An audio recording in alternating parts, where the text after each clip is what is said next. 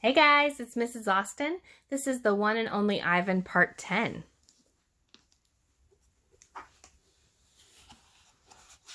Showing Julia.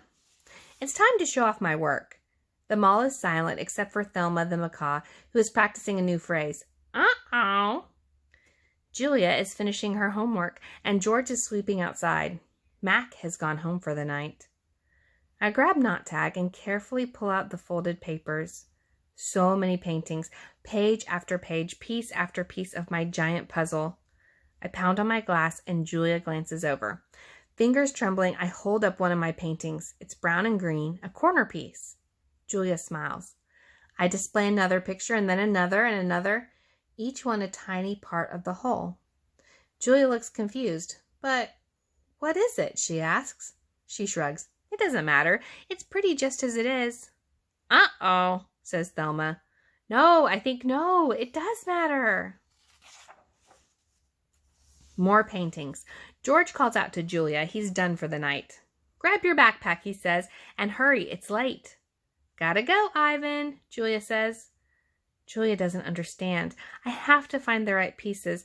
I dig through the pile. They're somewhere here. I know they are.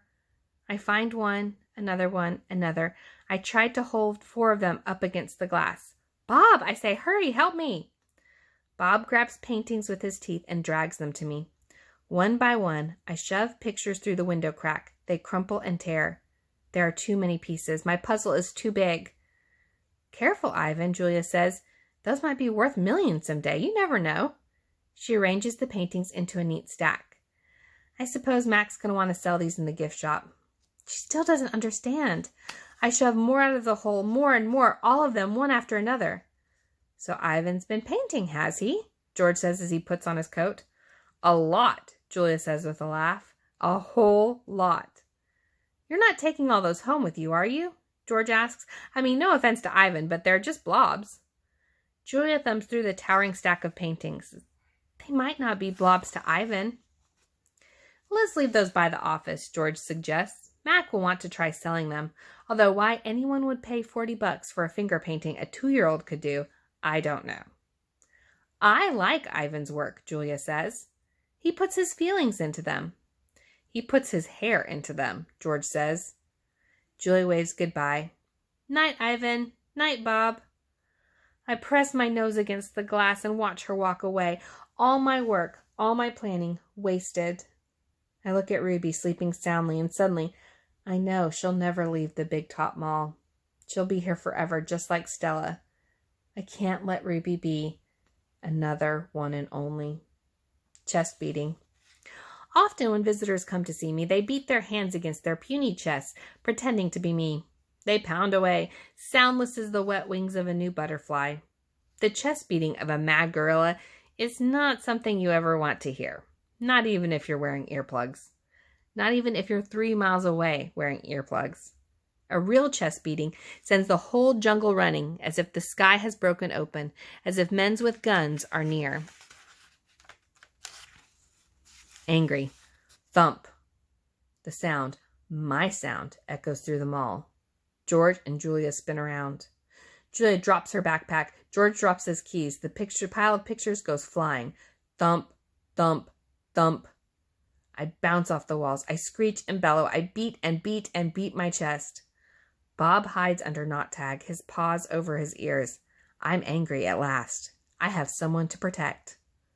Puzzle pieces. After a long while, I grow quiet. I sit. It's hard work being angry. Julia looks at me with wide, disbelieving eyes. I'm panting. I'm a little out of shape. What the heck was that? George demands. Something's really wrong, Julia says. I've never seen Ivan act this way. He seems to be calming down, thank goodness, George says. Julia shakes her head.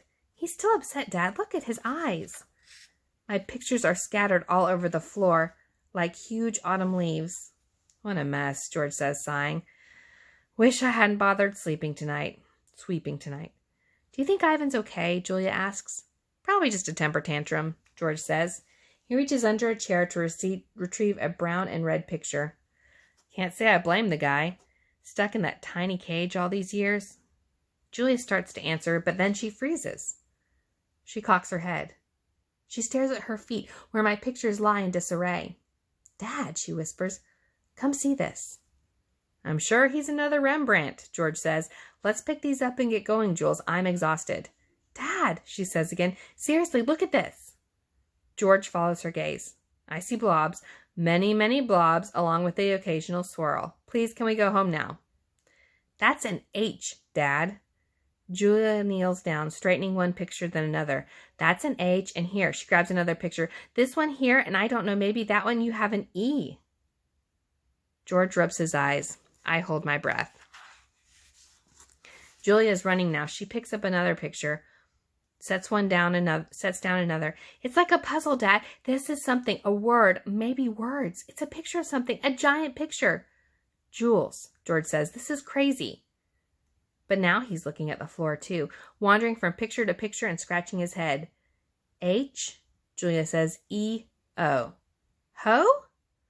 Julia chews her lower lip, H-E-O, and then she looks that looks a lot like an I. H-E-O-I? George writes in the air with his finger. I-E-O-H? Not the letter, an actual I, and that's a foot or maybe a tree and a trunk. Dad, I think that's a trunk. Julia runs to my window. Ivan, what did you make? I stare back. I cross my arms. This is taking longer than I thought it would. Humans, sometimes they make chimps look smart. Finally, George and Julia take the pictures to the ring when there's no room to see them all. An hour passes as they try to assemble my puzzle. Ruby's awake now, and she and Bob and I watch. Ivan, Ruby says, is that a picture of me? Yes, I say proudly. Where am I supposed to be? That's a zoo, Ruby. See the walls and the grass and the people looking at you? Ruby squints. Who are all those other elephants? You haven't met them yet, I say. Yet.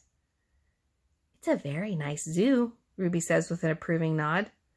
Bob nudges me with his cold nose. It is indeed. In the ring, Julia pumps her fist in the air. Yes, she cries. I told you, Dad. Here it is, home. H-O-M-E. George gazes at the letters. He spins around to look at me. Maybe it's just a coincidence, Jules. You know, a 1 in a trillion type thing. Like that old saying about the chimp and the typewriters. Give him long enough and he'll write a novel. I make a grumbling noise, as if a chimp could write a letter, let alone a book. Then how do you explain the rest of it? The picture of Ruby in a zoo. How do you know it's a zoo? George asks. Do you see the circle on the gate? There's a red giraffe in it. George squints and tilts his head. Are you sure that's a giraffe? I was thinking more along the lines of a deformed cat. It's the logo for the zoo, Dad. It's on all their signs. Explain that. George gives her a helpless smile. I can't even begin to. I'm just saying there has to be a logical explanation. Look how big this is. Julia puts the last piece of Ruby's ear right into place. It's huge. It's definitely large, George agrees. Julia watches me. She chews on her thumbnail, and I see the question in her eyes. She turns back to the paintings and stares at them, looking, truly looking. A slow smile dawns on Julia's face. Dad, she says, I have an idea, a big idea. Julia races around the edge of my painting, her arms spread wide. Billboard big. I'm not following you. I think this is meant to be on a billboard. That's what Ivan wants. George crosses his arms over his chest. What Ivan wants, he repeats slowly, and you know this because you two have been chatting? Because I'm an artist, and he's an artist. Uh-huh, says George. Julia clasps her hands together. Come on, Dad, I'm begging you. George shakes his head. No, I'm not doing that. No billboard, no way. I'll get the ladder, Julia says. You get the glue. I know it's dark out, but the billboard is lit. Mac'll fire me, Jules. Julia considers it. But think of the publicity, Dad. Everyone would know about Ruby. You want me to put up a sign that shows Ruby in a zoo with the word home on it in giant letters. George gestures towards my pictures. A sign, incidentally, that just happened to have been made by a gorilla. Exactly. You want me to do it without Mac's permission? George asks. Exactly. No, says George. No way. Julia goes to the edge of the ring, careful not to step on any of the paintings. She picks up Mac's claw stick. She walks back and hands it to her father. George runs a finger along the blade. She's just a baby, Dad. Don't you want to help her? But how would it help, Jules? Even if lots of people see Ivan's sign, it doesn't mean everything's going to change. I'm not exactly sure yet, Julia says as she shakes her head. Maybe people will see the sign. They'll know this isn't where Ruby belongs. Maybe they'll want to help too. George sighs. He looks at Ruby. She waves her trunk. It's a matter of principle, Dad. Principal.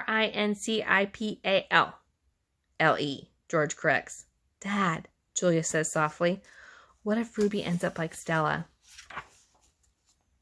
George looks at me, then looks at Julia, at Ruby. He drops the claw stick. The ladder, he says quietly, is in the storage locker. The next morning, I watch Mac's car slam to a halt in the parking lot. He leaps out. He stares at the billboard, his jaw open. He doesn't move for a long time. Mad human. A mad gorilla is loud, but a mad human can be loud too. Especially when he is throwing chairs and turning over tables and breaking the cotton candy machine. Phone call. Mac is kicking a trash can across the food court when the phone rings. He answers it, red-faced and sweating. What the? He demands.